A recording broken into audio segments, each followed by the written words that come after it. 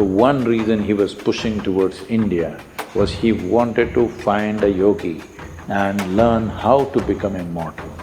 And they told Alexander that we found the man, but he's not willing to come. But once he did one intelligent thing, that's the reason why we removed his third name.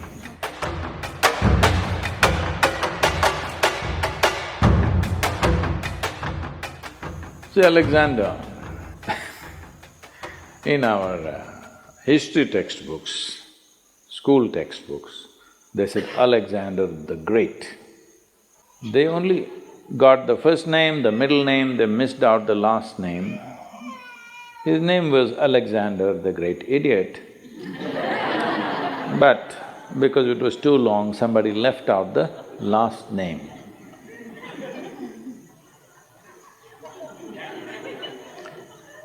Well, the moment you make such a man, a great man in this world, then in many ways you've just destroyed the future of humanity. Because from the age of 16,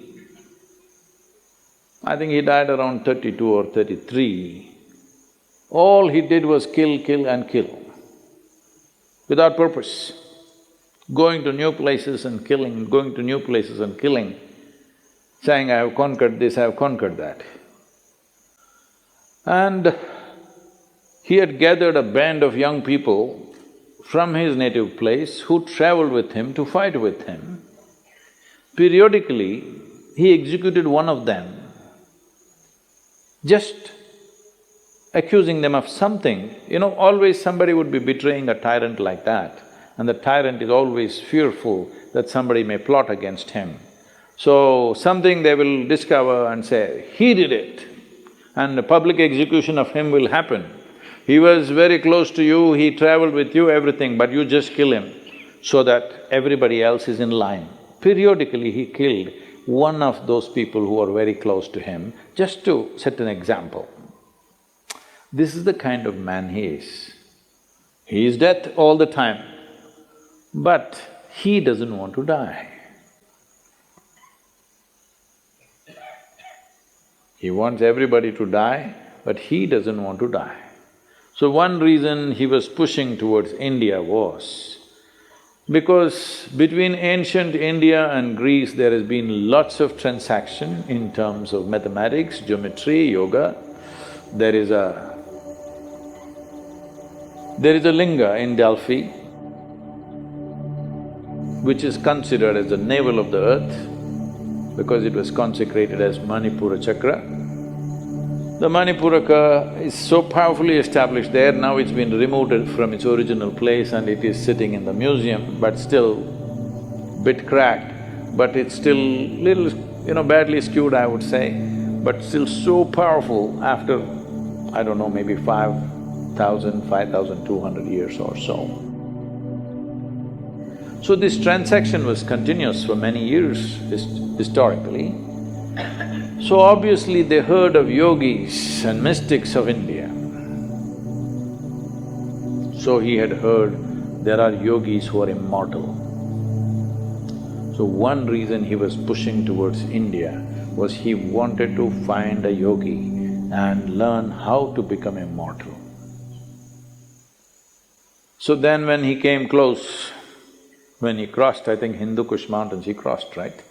He crossed the mountains.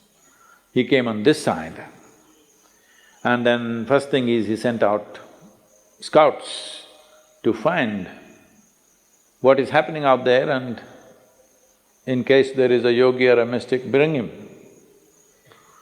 So they were looking out and then they saw a yogi sitting under a tree with just a loincloth, bare-bodied, blissed out.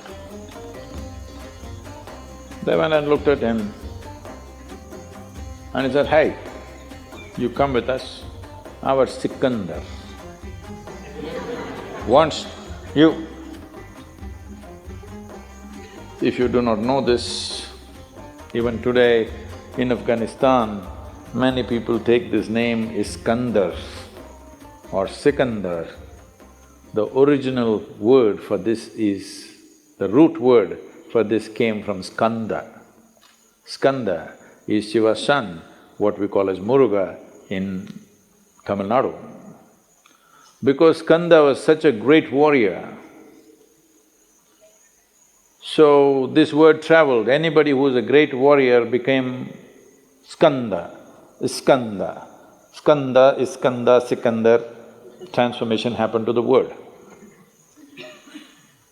So they said, "Yogi, come." The yogi laughed and said, "I'm not going anywhere.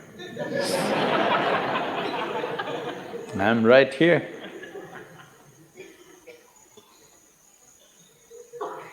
Then they pulled out their swords. These are violent men. They don't think twice about taking off heads. It's not even something that, of any consequence to them. They can take away hundreds of heads in a day without any qualms about it. So, very violent men, they pulled out their swords and said, "Either you come or we'll take off your head." The yogi said, "See, I'm sitting here like this because everything that I have to do has been done. You want to take my head, you take it, but you will not get my wisdom or my intelligence. If you take my head, you can take it, you want." Then they looked at each other, that's all.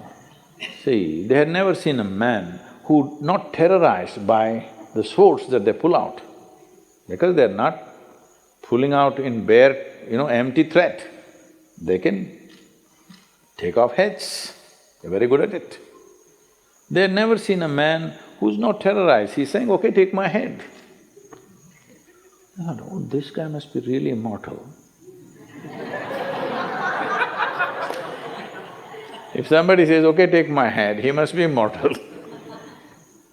Then they try to coax him, "Please come." He said, "No, if he wants, let him come. He wants to know about immortality, let him come." Then they said, "Oh, he knows about it, so let's not damage him in any way." And they went back and they told Alexander that, "We found the man, but he's not willing to come. So he is not a home teacher, you have to go to him, he's a school." So he himself came. So Alexander sat on his horse and with great authority you spoke, "It seems you know about immortality, I want to know about it." The yogi looked up at him and said, "First get off that stupid horse." You sit on an animal which is less intelligent than you and suddenly you become like this. You see, I don't know, the moment people sit on a horse, somehow they think they're something. If you manage to ride an animal which is far more intelligent than you, then something. You ride a dumb four-legged animal, poor thing doesn't like to carry you, but what to do?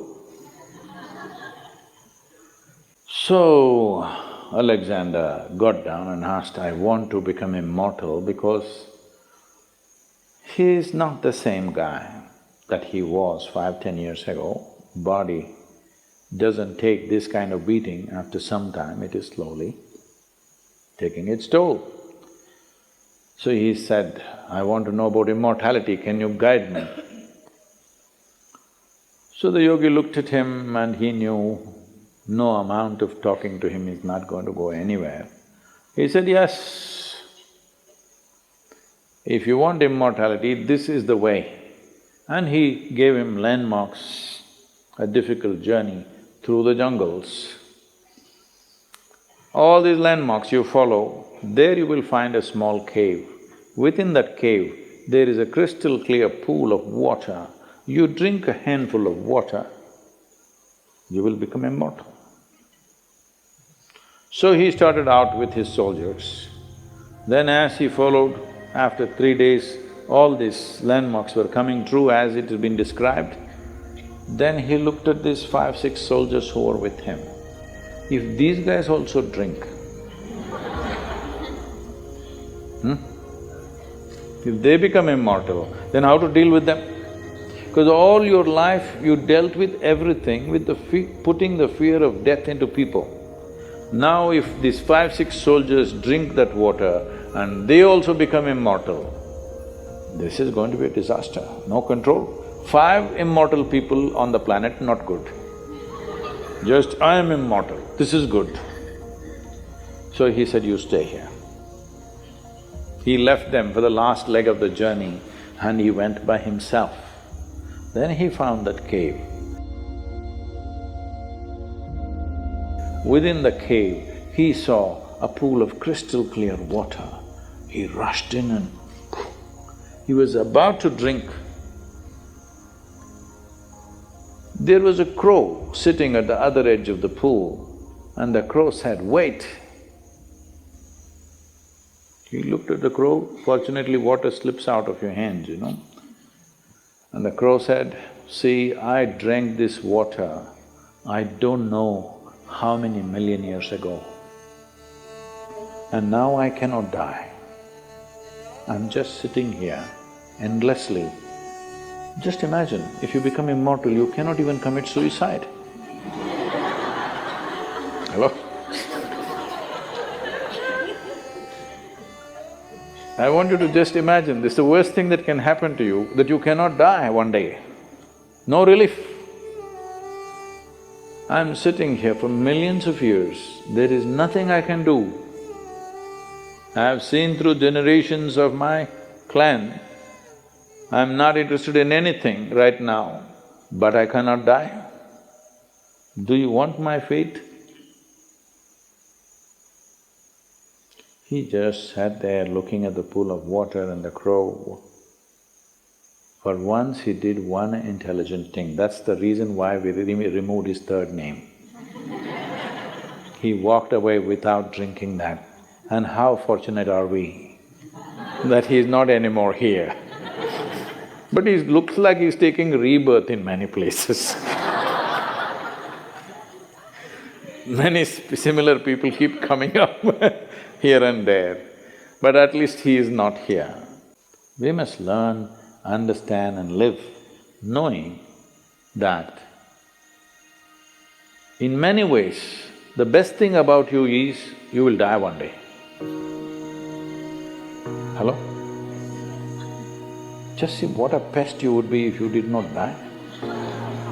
Hello?